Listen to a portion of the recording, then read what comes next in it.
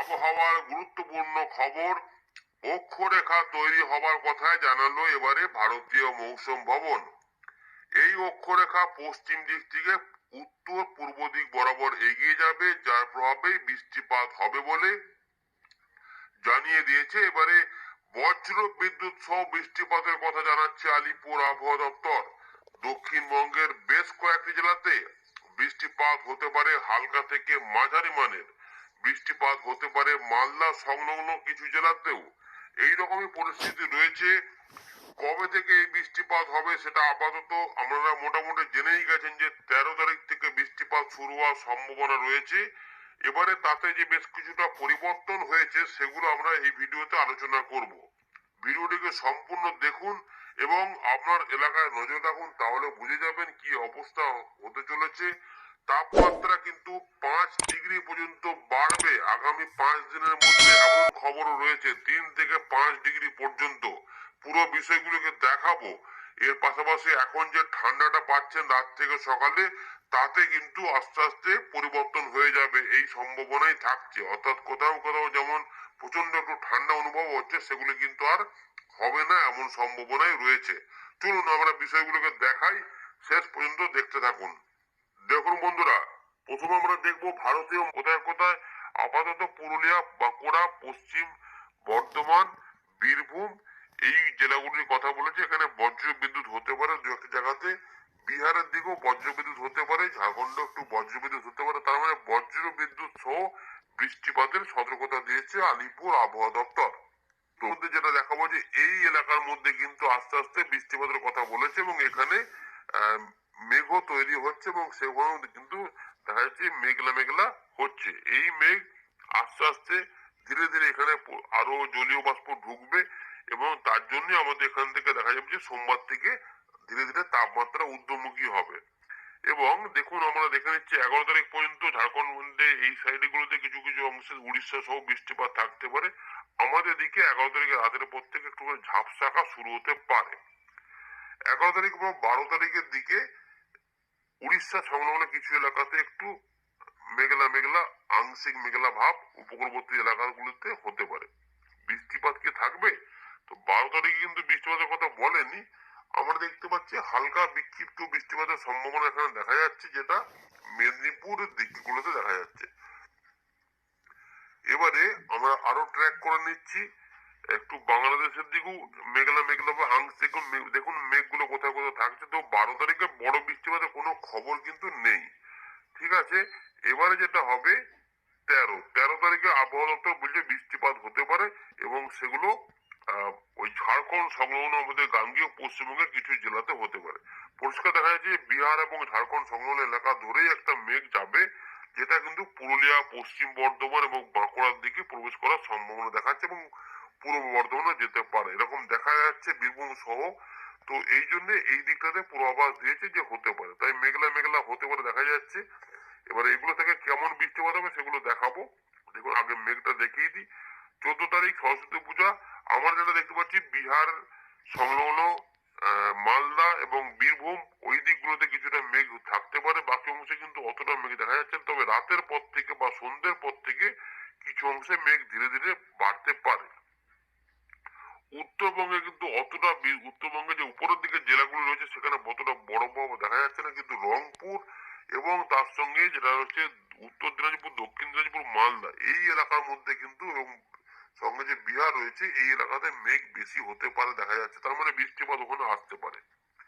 বাকি অংশে এই ঢাকার উত্তর পূর্ব দিকেও দেখা যাচ্ছে যে কিছুটা বৃষ্টিপাতের সম্ভাবনা দেখা যাচ্ছে। এই বৃষ্টিপাত মানে জলীয় বাষ্প ঢুকবে।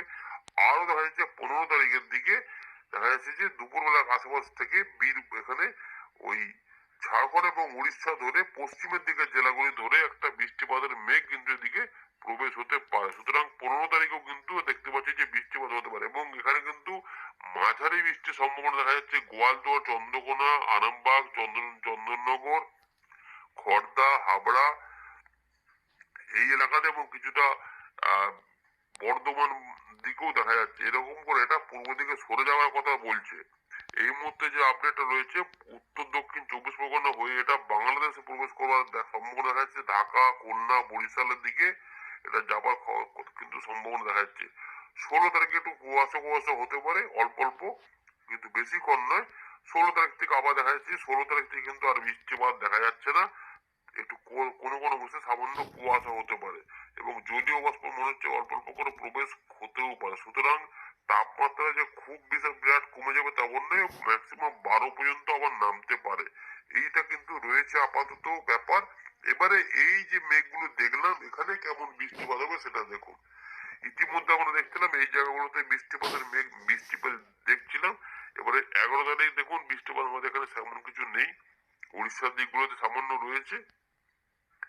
12 তারিখের দিকে কিছুটা উড়িষ্যা হয়ে আসবে। আমাদের গাঙ্গেয় পশ্চিমবঙ্গে তেমন নেই, একদম উপকূলবর্তী কিছু অঞ্চলে একটু মেঘলা ভাব বেশি দূরে যদি কিছু হয় তাহলে ঝিরে বৃষ্টি হতে পারে, নাহলে কিন্তু নেই বৃষ্টিপাতটা।